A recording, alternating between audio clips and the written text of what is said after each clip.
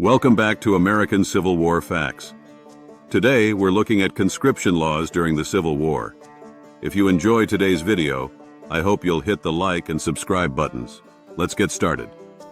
From its founding until the First World War, America usually operated a two-tiered army, a regular army maintained through voluntary enlistment and local militia. These short-term citizen soldiers were locally raised and then placed under federal control. But with the coming of Civil War and the immense manpower requirements required, both the North and South implemented conscription acts to bolster their armies. The Union primarily relied on the threat of conscription to encourage volunteer enlistment, using the draft as a last resort. In contrast, the South utilized conscription not only to recruit new soldiers, but also to prevent those already in the Army from returning home after their terms expired. At first, volunteerism filled the armies to overflowing. So many young men enlisted that there were not enough rifles to go around. But as the war went on, the numbers began to fall. Then, on April 16, 1862, the Confederate States of America enacted the first national conscription in American history in response to critical manpower shortages.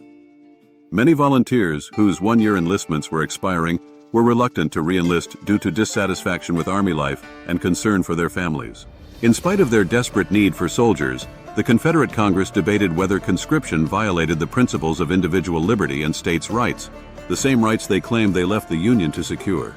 Texas Senator Williamson Oldham argued for state control over conscription, asserting that central authority in this matter resembled European monarchies. He also questioned whether Congress had the power to impose such a requirement without state consent. Conversely, Texas's other senator, Louis Wigfall, contended that the Confederacy's survival depended on quickly raising large troop numbers, and conscription was the only viable solution. Ultimately, the military situation prevailed over fears of centralized control, leading to the passage of the Conscription Acts.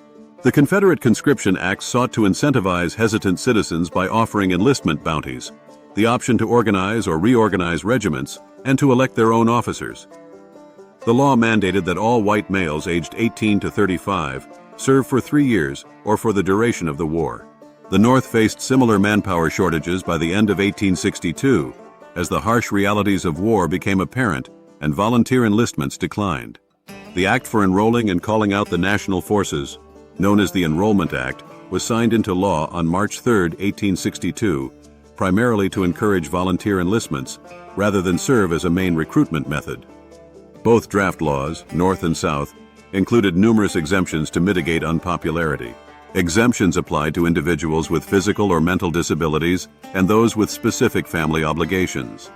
Both sides exempted individuals deemed essential to social, political, and economic stability, including politicians, contractors, and skilled laborers. Both sides also offered substitution and commutation options, allowing draftees to pay another man, a substitute, to serve in his stead, or pay a $300 fee to avoid service. This amount of money was beyond the reach of the typical citizen, however, so only the wealthy were able to escape conscription. This led to the common claim on both sides that this was a rich man's war, a poor man's fight. Still, governors in the Confederate States were reluctant to allow the government in Richmond total freedom to lay claim on their citizens, and so complicated the conscription by creating additional exemptions. Additional factors that complicated the Confederacy's draft efforts included corruption among enlistment officers, conflicts between the multiple organizations created to implement the draft, and simple refusal to appear when called served to dampen conscription numbers. For example, in 1864, although 150,000 men were drafted into Confederate armies, only 13,000 reached the front lines. The North's approach was more systematic, with 4 calls for troops managed by the Provost Marshal General's office. Each congressional district had a provost marshal responsible for registering potential draftees. A lottery determined who would be drafted, with the draft only applying if a district failed to meet its volunteer quota, incentivizing local authorities to encourage enlistment. In a study of 2 Wisconsin towns, Plover and Stevens Point, researcher David Ellison found that the draft encouraged volunteerism. Wisconsin enrolled 2 classes of eligible men, totaling 121,202. The first class included men aged 20 to 35, while the second included unmarried men aged 35 to 45. These men would be in the lottery when the quotas were issued. Wisconsin's quota for the first call was 11,904, with 45 names drawn from the county. Statewide, 14,955 men were drafted, but only 628 served, with many opting for substitutes or paying commutation fees. Political leanings also influenced volunteer efforts, as draft quotas were assigned to congressional districts. Wisconsin's 2nd, 3rd, and 6th districts leaned Republican, while the 1st, 4th, and 5th leaned Democratic. In the 1860 election, Wisconsin supported Lincoln with 56% of the vote, while Portage County and Plover showed even stronger support. Plover County distinguished itself by providing more troops for the Union than any other town of its size. Local newspapers reflected changing attitudes toward the draft, initially welcoming it as a necessary measure, but later expressing concerns about its burdens. By January 1865, as victory seemed imminent, the sentiment shifted again, and people urged Congress to cancel further drafts. While most communities reacted peacefully to conscription, there were instances of violence and organized resistance, notably the New York draft riots in July 1863 when tensions escalated between Irish immigrants and free black populations. That led to widespread rioting. Federal troops suppressed the riots, but not before significant loss of life and property damage.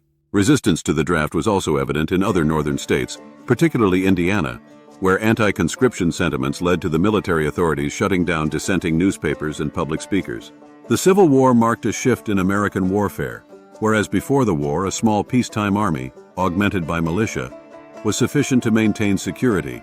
The vast manpower needed to sustain military efforts during the war made that system unworkable. As a result, both sides enacted conscription laws, but their applications differed significantly, with the North's laws ultimately fostering volunteerism while the South struggled with enforcement and public sentiment. Thank you for watching. I hope that you've learned something new. If so, it helps the channel if you like. Subscribe and share my videos. I also look forward to any comments and will answer any questions. Thanks again for watching American Civil War Facts.